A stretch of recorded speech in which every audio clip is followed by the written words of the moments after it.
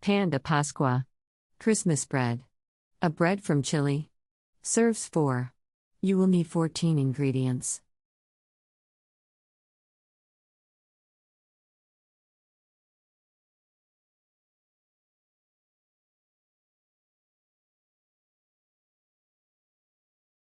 Step 1.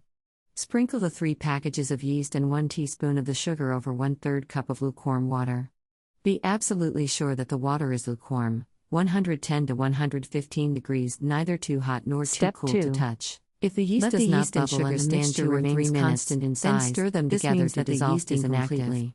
Discard and begin again with 3 more packages, perhaps in a turned-off oven, for 3 to 5 minutes, or until the yeast bubbles up and the mixture almost doubles in volume. Transfer the yeast mixture to a large mixing bowl. Stir in the 6 egg yolks, vanilla, lemon peel, salt and the rest of the 1/4 cup of sugar.